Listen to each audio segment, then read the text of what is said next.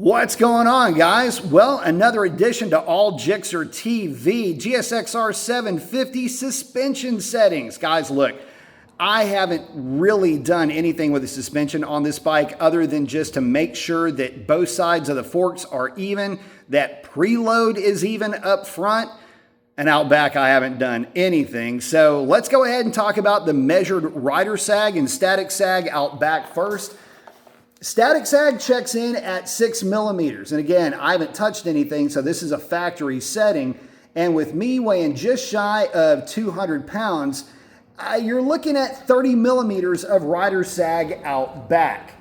Now we'll get to the significance of all of that here in just a second. Let me just get you through the settings first. Now up front, nothing done to the hydraulics. They have all been verified at the factory settings.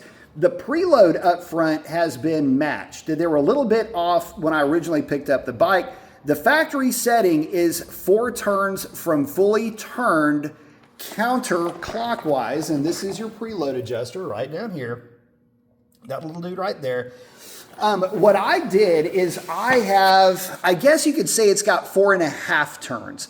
Because what I'll do is I'll add a little bit of preload before I start to set on factory settings up front, mainly because I want to make sure that the amount of turns is equal on both sides. Sometimes there's a little bit of a variation. So what I'll do is I'll turn that adjuster until I feel a little bit of tension. You'll feel it kind of, I don't want to use the word bind up, but you'll feel it come under tension when you're turning that adjuster.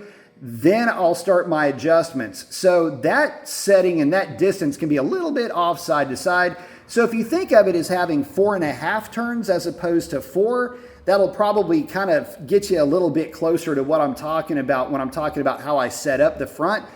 Oh, and for reference, the amount of turns seat to seat up front is 16 full turns. So a half a turn of initial preload before you actually start to set preload is insignificant at best.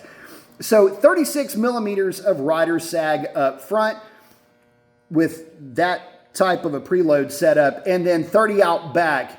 No adjustments to hydraulics on either side, aside from just verifying and setting them to factory. Now, I know that some of you suspension gurus are about to lose your mind over the imbalance there front to rear.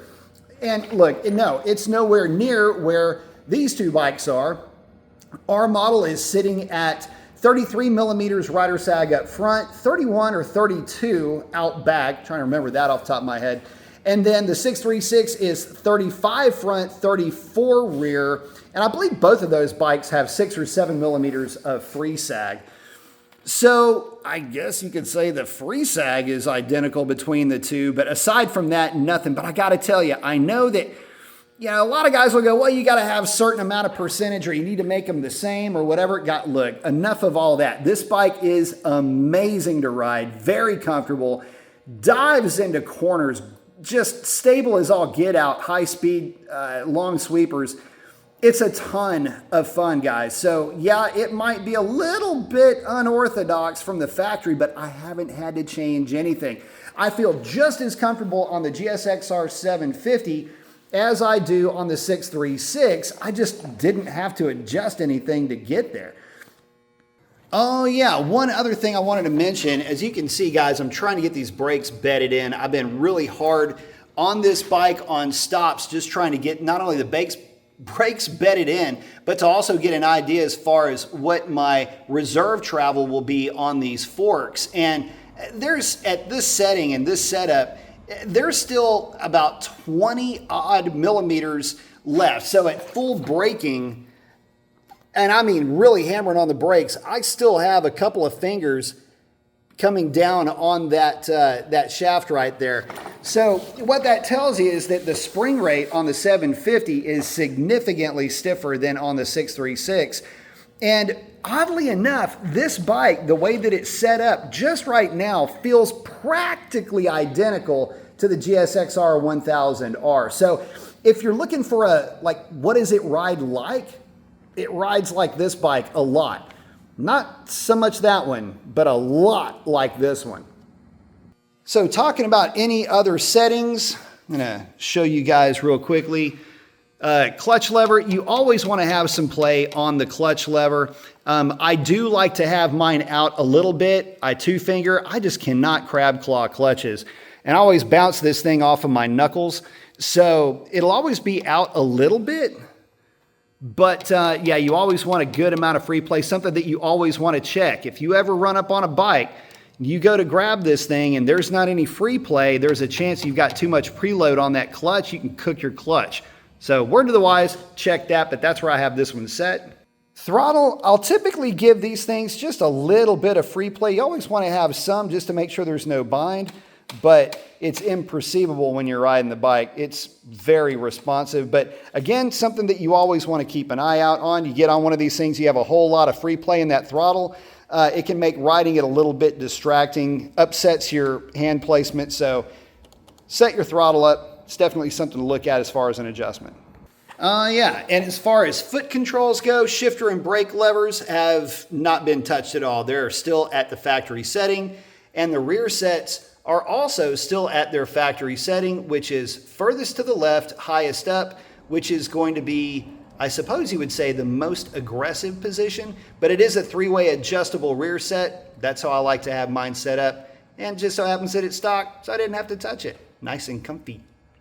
The chain, I'll typically set this one up. This one's sitting right around 25 millimeters. Oh, and guys, don't forget on your Gixxers, some of these platforms do this, some of them don't. You're gonna wanna set it up a little bit loose before you torque down your axle. When you pinch that swing arm together, you will get a little bit of pull back on that chain, and so it'll tighten up a little bit once you torque it down.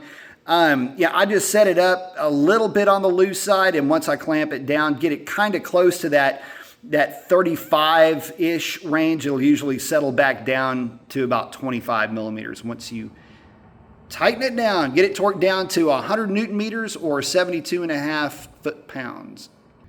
Tire pressures up front on the Bridgestone S22s, you're looking at 34 up front, 36 out back. Love me some Bridgestone S22s.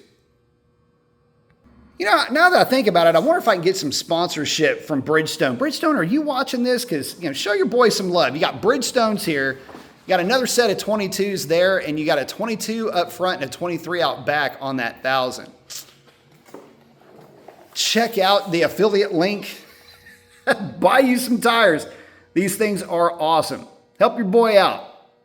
And do yourself a favor too. It just looks so good in that blue and white colorway. Digging the bike a ton. Guys, hopefully this helps you out. A little bit informative. If you've ever wondered what the stock settings were on a GSXR 750, now you know. And listen, if you made it this far into the video, consider smashing that subscribe button. It helps the channel out way more than you know. But with that, I'm going to check out. Y'all take it easy.